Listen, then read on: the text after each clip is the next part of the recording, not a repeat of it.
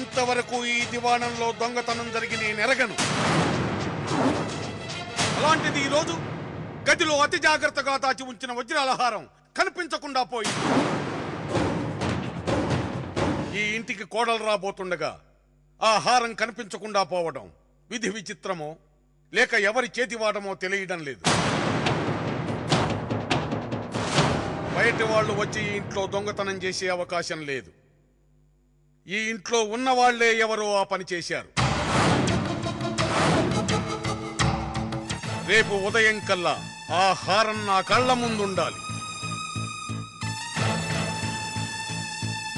ఆ హారానికున్న వంశ ప్రాశస్త్యాన్ని గమనించి ఆ తప్పు చేసిన వాళ్ళెవరో ఆ హారాన్ని తెచ్చిచ్చి ఈ ఇంటి పరువు గౌరవాన్ని కాపాడితే వాళ్లను క్షమించి వదిలేస్తాను.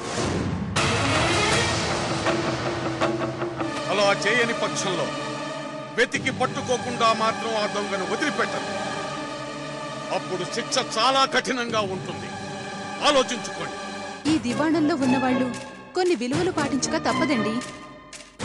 ఈ ఇంటి అల్లుడుగా మీరు మరీ గౌరవంగా ఉండాలి.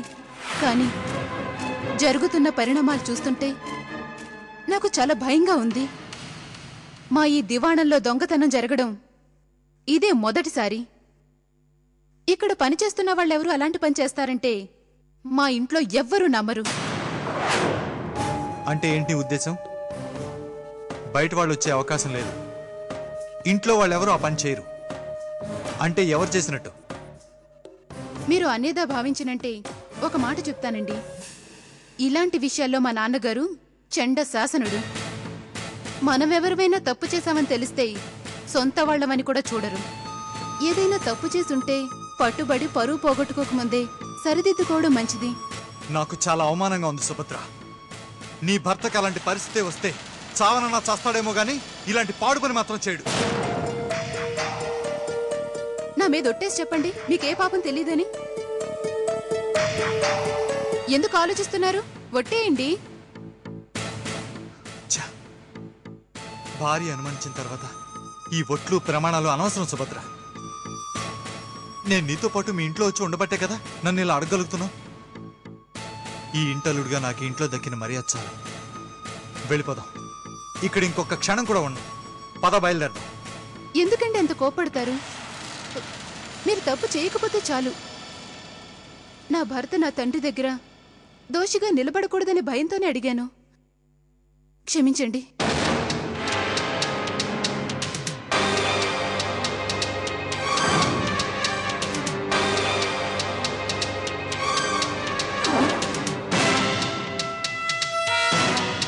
నీ కూతురెక్కడా? పిలువుదాండి.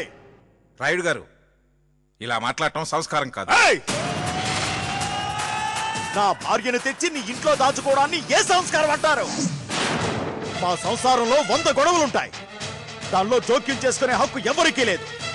నా భార్యను కొడతాను, చంపుతాను, చంపి పాతరేస్తాను. అది నా ఇష్టం.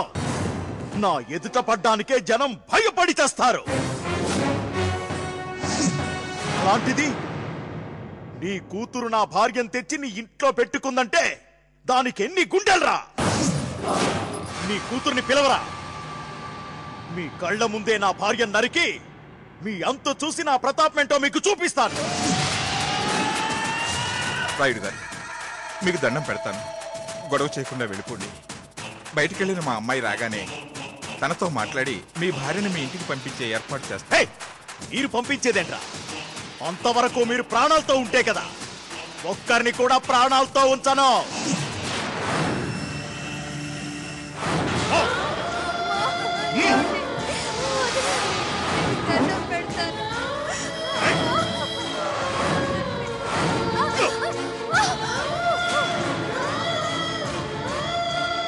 ఎక్కడే నీ స్నేహితురాలు?